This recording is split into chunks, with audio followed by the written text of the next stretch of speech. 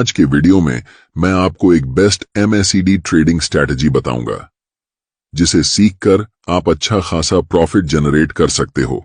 MACD traders द्वारा use किए जाने वाले एक बहुत ही फेमस इंडिकेटर है, पर बहुत से लोग एक मिस्टेक करते हैं, वो है MACD को सिंगल अलोन यूज करना, क्योंकि MACD रेंजिंग मार्केट में हमें कंटिन्यूअसली फेक सिग्नल देता रखता है, जिसके वजह से हमें भारी नुकसान का सामना करना पड़ता है।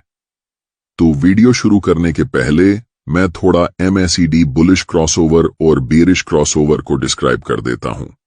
MACD का मतलब मूविंग एवरेज कन्वर्जेंस डाइवर्जेंस होता है। MACD में मेनली दो लाइनें होती हैं, MACD लाइन और सिंगल लाइन। ये दो लाइनें हमें क्रॉसओवर के थ्रू बाय और सेल के सिग्नल देते हैं। तो जब जीरो लाइन के नीचे MACD लाइन सिग्नल लाइन को नीचे से ऊपर की तरफ क्रॉस करता है, तो ये एक बुलिश क्रॉसओवर होता है, मतलब ये एक बाई का सिग्नल है। और जब भी जीरो लाइन के ऊपर MACD लाइन सिग्नल लाइन को ऊपर से नीचे की तरफ क्रॉस करता है, तो ये एक बेरिश सिग्नल होता है, डेट मतलब सेल सिग्नल होता है। यहां तक अगर आपको समझ आ गया तो हम आगे स्ट्रेटेजी की ओर बढ़ते हैं। तो हमारी जो स्ट्रेटेजी है उसके लिए हम MACD के साथ 200 एक्सपोनेंशियल मूविंग एवरेज को यूज करेंगे। तो ये स्ट्रेटेजी बहुत सिंपल है। इस स्ट्रेटेजी में हम 200 मूविंग एवरेज को as a support and resistance use करेंगे। तो जब 200 एक्सपोनेंशियल मूविंग एवरेज प्राइस के ऊपर होता है तो ये रेजिस्टेंस का काम करता है, और जब 200 एक्सपोनेंशियल मूविंग एवरेज प्राइस के नीचे होता है तो ये सपोर्ट का काम करता है। आइए स्ट्रेटेजी को एग्जाम्पल की हेल्प से समझते हैं। यहां आपको दिख रहा होगा मूविंग एवरेज प्राइस के ऊपर है, मतलब मूविंग एवरेज अभी रेजिस्टेंस का काम करेगा। नेक्स्ट आपको दिख रहा होगा इस पॉइंट पर स्टॉक का प्राइस मूविंग एवरेज के पास आ गया है। यहां से पॉसिबिलिटी है स्टॉक का प्राइस यहां से नीचे चला जाए, तो कॉन्फर्मेशन के लिए आपको वेट करना है MACD के बेरिश क्रॉसओवर का। अगर MACD में जीरो लाइन के प्राइस के ऊपर बेरिश क्रॉसओवर होता है और स्टिल स्टॉक का प्राइस मूविंग एवरेज के नीचे है, तो आप यहां सेल कर सकते हो।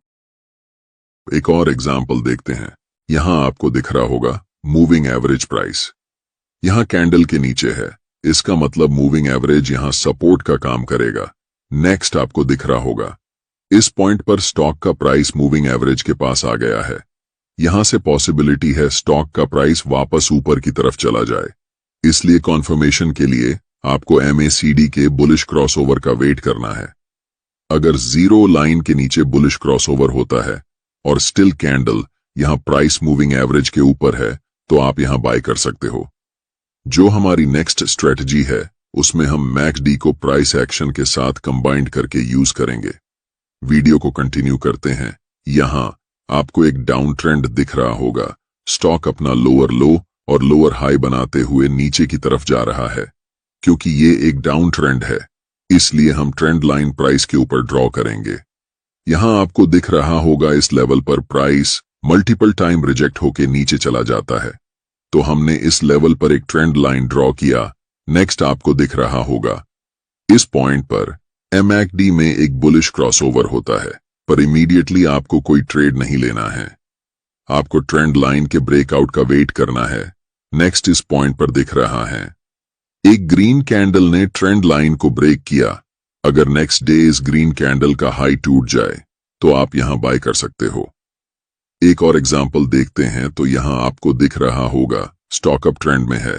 स्टॉक अपना हायर हाई और हायर लो बनाते हुए ऊपर की तरफ जा रहा है, क्योंकि ये एक अप ट्रेंड है।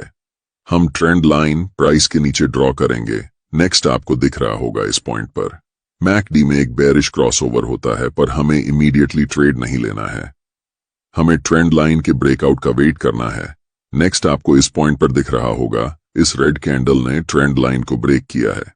अगर नेक्स्ट डे कोई कैंडल इस कैंडल का लो तोड़ दे तो आप यहां सेल कर सकते हैं। अगर आप लोगों को ट्रेंड लाइन या level of support and level of resistance draw करना नहीं आता, तो आपके लिए एक सेपरेट वीडियो बनाया है, इसे आप यहां क्लिक करके देख सकते हैं। वीडियो को लाइक और चैनल को सब्सक्राइब जरूर करें। धन्यवाद।